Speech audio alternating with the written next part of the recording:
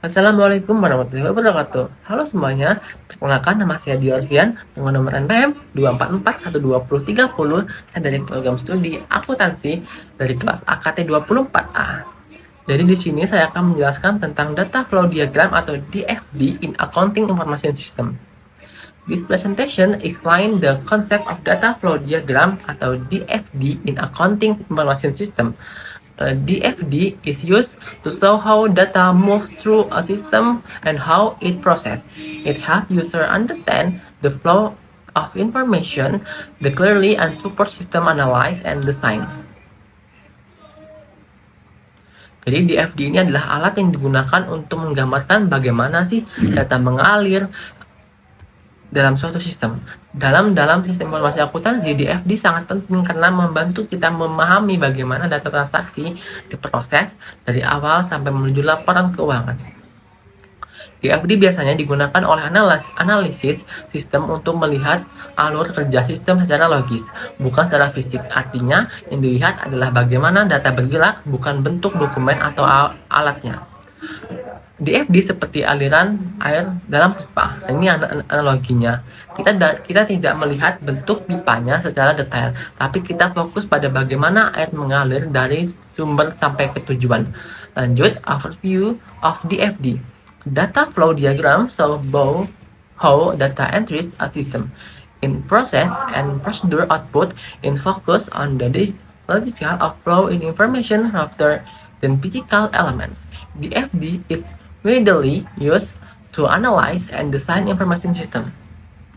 DFD menggambarkan tiga hal utama, yaitu masuk data atau input, proses pengolahan, dan data keluar atau output, dan database. Ada 4. DFD tidak menunjukkan siapa yang melakukan atau alat apa yang digunakan, tetapi hanya fokus pada aliran data.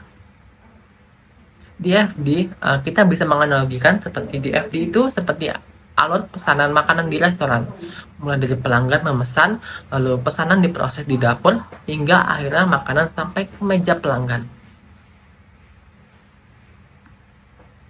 Dalam SIA, DFD membantu memahami bagaimana data transaksi seperti penjualan diproses sehingga menjadi laporan keuangan. Dengan begitu, kita dapat melihat apakah sistem sudah berjalan dengan efisien atau belum. Lanjut, komponen of DFD. A data flow diagram consists of several components, include process, data flow, and data store, and external entities. These elements work together to represent how data move and is transformed within a system.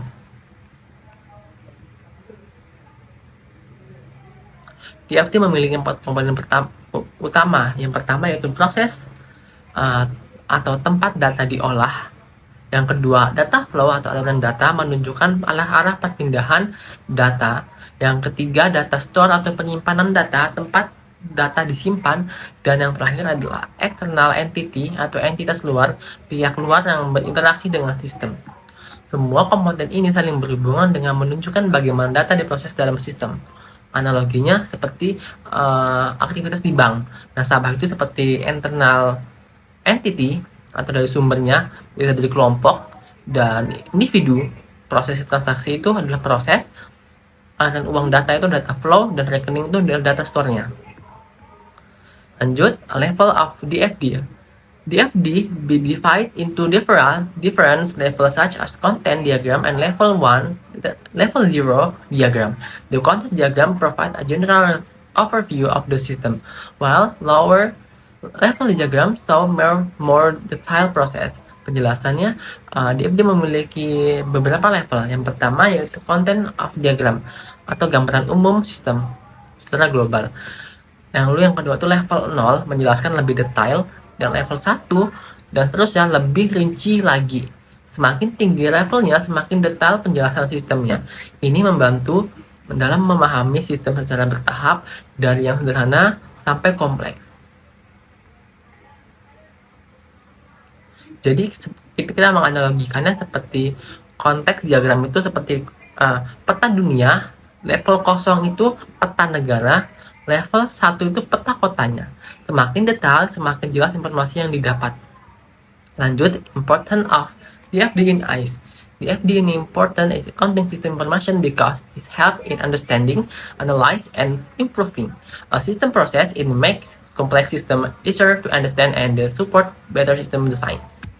DFD sangat penting karena membantu kita memahami sistem dengan lebih jelas. Dengan DFD kita bisa mengetahui alur data, menemukan kesalahan sistem, dan yang terakhir, meningkatkan efisiensi proses. DFD juga membantu dalam merancang sistem baru agar lebih baik dari sistem sebelumnya. Nah, kita bisa menganalogikan seperti DFD itu seperti peta jalan transportasi. Dengan peta, kita tahu jalan mana yang harus dilewati, mana yang macet, dan mana sih yang paling efisien dan yang paling cepat untuk dilalui. Sekian dari saya. Wassalamualaikum warahmatullahi wabarakatuh.